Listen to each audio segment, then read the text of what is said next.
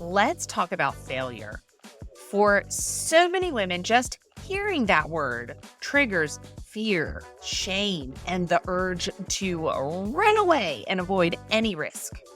So today, I want to talk about the fear of failure because that holds so many of us back.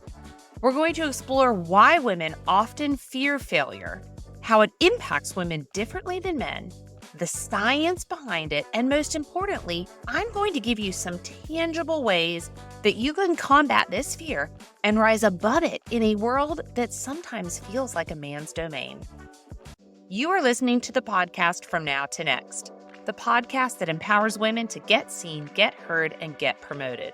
I'm your host, Erica Rooney, and I have made it my mission to help you break free from the sticky floors, those limiting beliefs and toxic behaviors to bust through the glass ceiling. I'm obsessed with all things growth and abundance, and I'm here to talk you through the tried and true secrets to get you to level up your career and your life. We talk about the hard stuff here: imposter syndrome, perfectionism, fear, and burnout. So pull up a seat, pop in an earbud, and let's dive in. First of all, let's just lay it out there. The fear of failure is a universal human experience. No one wants to fail. No one. But it is particularly amplified for women. You see, we are held to this standard of perfection. So all these societal norms and expectations are just piled and piled on top of us, and they are suffocating.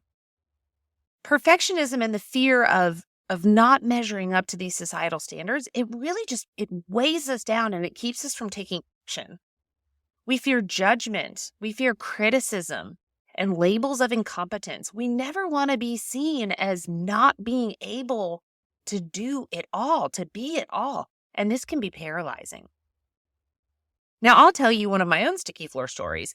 Really, it's more like a protection mode for my sticky floor, but I often do not like to tell people that I'm doing something or that I'm hoping for something, like a new job or writing a book, hint, hint, or anything super awesome, because what if it doesn't work out for me?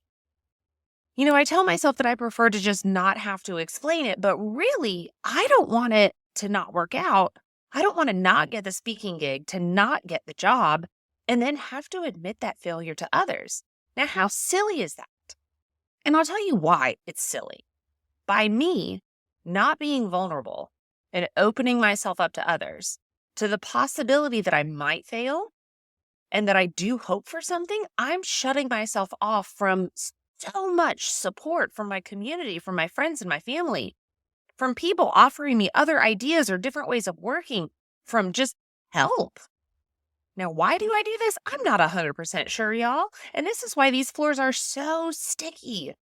So when I'm digging down deep and I'm trying to figure out the why do I do these crazy nonsensical things?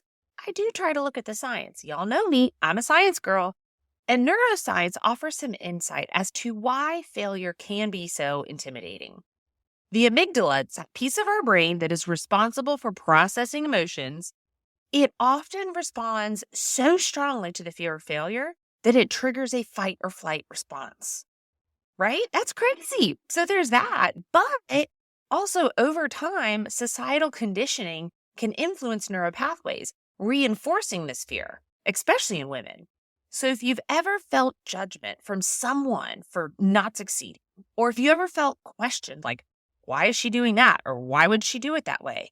Over time, you receive these responses that influence your brain, right, on how you view failure. And furthermore, how you then begin to view and fear that judgment and the questioning, thus fearing failure. So what happens then? The fear of being perceived as a failure can hinder women from pursuing leadership roles, from pursuing advancement, entrepreneurial, which is why there is a 150-year leadership equity. It's why we don't dive into entrepreneurship. And this gap in opportunities and representation intensifies the impact of failure. And then we're stuck in this cycle. And it's like, well, which came first, the chicken or the egg? So how can we combat this fear and rise above the sticky floor of failure? First, let's redefine success and failure. It is essential to shift our perspective and view failure as a stepping stone towards growth.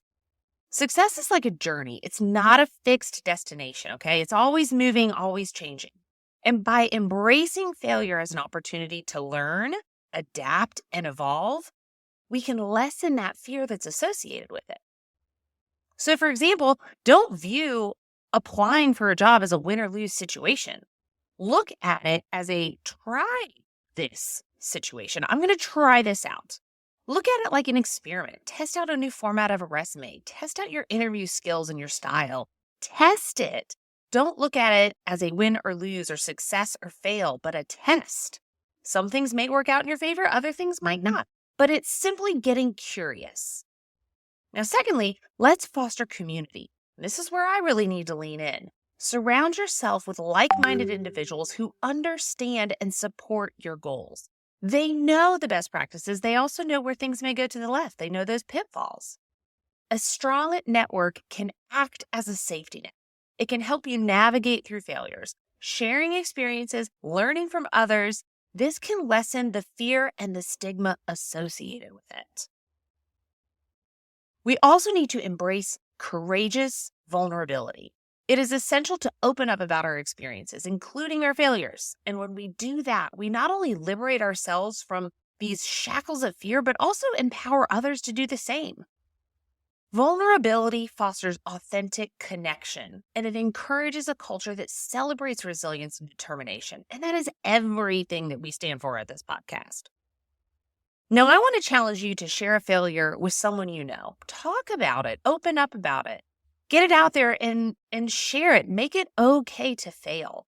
Make it a part of the daily conversation. And if you can't think of a recent failure, then you are not trying hard enough. Yeah, ask. You know you are meant for big and magnificent things, so get out there and do them. And look, failure is scary. I know. It makes me uncomfortable, and I'm actively working on this. But we can only shatter the sticky floor of failure if we have a concentrated effort to change ourselves and the societal narratives. But here's the biggest thing that you have to do, and probably the hardest one, but you have to separate your self-worth from the outcome, always. Failures do not define you. Your ability to show up day after day and try, regardless of the outcome, is what does define you. One failure, even a string of failures, does not define your self-worth. So, by understanding the science behind the failure and recognizing the unique challenges women face, we can embark on this journey of empowerment, of breaking free from our sticky floors. Let's redefine success, foster supportive communities, and bravely share our vulnerabilities. We can do this together. We can rise, we can conquer our fear of fear itself and build a world where failure is a stepping stone to success for everyone, but especially for women. Now, if this is your first time listening or your 100th time tuning in, I just want to thank you from the bottom of my heart. I am so glad that you are here. If you haven't followed me on all of these socials, Instagram, LinkedIn, TikTok, what are you waiting for? I would love to chat with you and make this conversation interactive. But for now, I want to leave you with a reminder to stop putting a ceiling on what is possible and to start breaking through it.